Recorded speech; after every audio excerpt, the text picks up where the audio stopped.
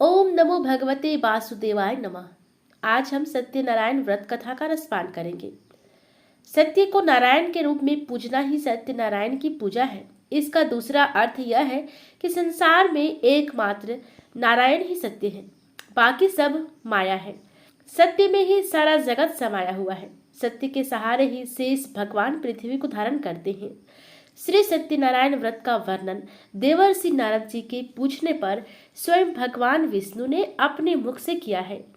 एक बार योगी नारद जी ने भ्रमण करते हुए मृत्युलोक के प्राणियों को अपने अपने कर्मों के अनुसार तरह तरह के दुखों से परेशान होते देखा। इससे उनका संत हृदय द्रवित हो उठा और वे वीणा बजाते हुए अपने परम आराध्य भगवान श्री हरि के शरण में हरि कीर्तन करते क्षीर सागर पहुंच गए और स्तुति पूर्वक बोले, हे नाथ, यदि आप मेरे ऊपर प्रसन्न हैं तो मृत्यु लोक के प्राणियों की व्यथा हारने वाला कोई छोटा सा उपाय बताने की कृपा करें।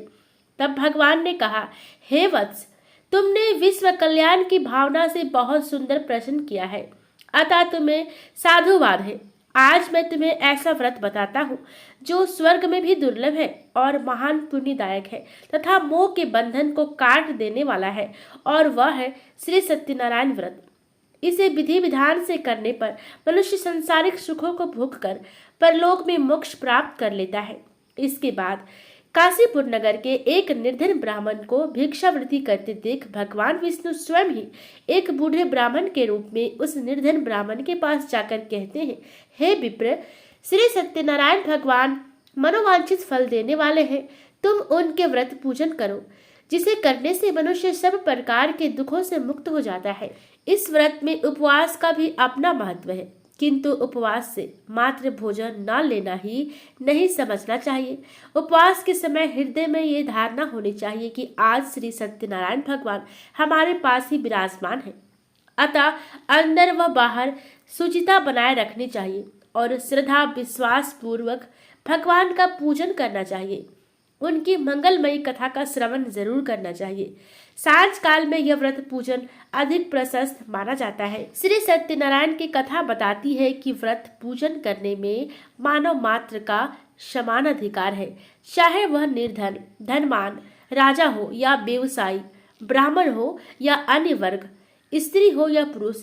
यही स्पष्ट करने के लिए इस कथा में निर्धन ब्राह्मण, गरीब लकड़हारा, राजा उल्का मुख, धनवान, व्यवसायी, साधु, वैश्य, उसकी पत्नी लीलावती, पुत्री कलावती, राजा तुर्धध्वज एवं गोपगणों की कथा का समावेश किया गया है। कथा सार ग्रहण करने से यह निष्कर्ष निकलता है कि जिस किसी ने सत्य के प्रति श्रद्धा विश्वास किया, उन सब के कार्य सिद्ध हो गए। जैसे लकड़हारा, गरीब ब्राह्मण, उल्का मुख, गोपगणों ने सुना कि यह व्रत सुख, सौभाग्य, संतति, संपत्ति सब कुछ देने वाला है, तो सुनते ही श्रद्धा, भक्ति तथा प्रेम के साथ सत्य व्रत का आचरण करने में लग गए और फलस्वरूप यह लौकिक सुख भोग कर परलोक में मोक्ष के अधिकारी हुए। साधु वैश्य ने भी यह प्रसंग राजा उल्का मुख से विधि विधान के साथ सुना, किंतु उसका विश्वास अधूरा था, श्रद्धा में कमी थी। वह कहता था कि संतान प्राप्ति पर सत्यनारायण व्रत पूजन करूंगा। समय बीतने पर उसके घर एक सुंदर कन्या ने जन्म लिया। उसकी श्रद्धालु पत्नी ने व्रत की याद दिलाई तो उसने कहा कि कन्या के विवाह के समय करेंगे। समय आने पर कन्या का विवाह भी हो गया, किंतु उस वैश्य ने व्रत नहीं किया। वह अपने दामाद को लेकर व्यापार के लिए चला गया। उसे चोरी के आरोप में राजा चंद्रकेतु द्वारा दामाद सहित कारागार में डाल दिया गया। पीछे घर में भी चोरी हो गई। पत्नी लीलावती व पुत्री कलावती भिक्षावृत्ति के लिए विवश हो गई। एक दिन कलावती ने किसी विप्र के घर श्री सत्यनारायण का पूजन होते देखा और घर आकर माँ को बताया। तब माँ ने अगले दिन श्रद्धा से व्रत पूजन कर भगवान से पति और दामाद के शीघ्र वापस आने का वरदान मांगा। श्री हरि प्रसन्न हो गए और स्वप्न में राजा को दोनों बंदियों को छोड़ने का आदेश दिया। राजा ने उनका धन धान्य तथा प्रचुर द्रव्य देकर उनको विदा किया। घर आकर पूर्णिमा और संक्रांति को सत्य व्रत का जीवन पर्यंत आयोजन करता रहा। फलतः संसारिक सुख भोग कर उसे मोक्ष प्राप्त हुआ। इसी प्रकार राजा तुंगध्वज ने वन में गोपगणों को श्री सत्यनारायण भगवान का पूजन करते देखा, किंतु प्रभुता के मद में चूर राजा ना तो पूजा स्थल पर गया, ना दूर से ही प्रणाम किया और ना ही गोपगणों द्वारा दिया प्रसाद ग्रहण किया। परिणाम यह हुआ कि राजा के पुत्र, धन्य धान्य, अश्व गजादि सब नष्ट हो गए। राजा को अचानक यह आभास हुआ कि विपत्ति का कारण सत्यदेव भगवान का निरादर है। उसे बहुत पश्चाताप हुआ।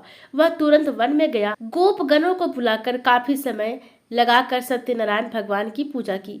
फिर उसने उनसे ही प्रसाद ग्रहण किया तथा घर आ गया। उसने देखा कि विपत्ति टल गई और उसकी सारी संपत्ति तथा जन सुरक्षित हो गए। राजा प्रसन्नता से भर गया और सत्यव्रत के आचरण में निरत हो गया तथा अपना सर्वस्व भगवान को अर्पित कर दिया। श्री सत्यनारायण व्रत से हमें शिक्षा मिलती है कि सत्य रूप ब्रह्म जीवात्मा रूप में हमारे अंदर विद्यमान है।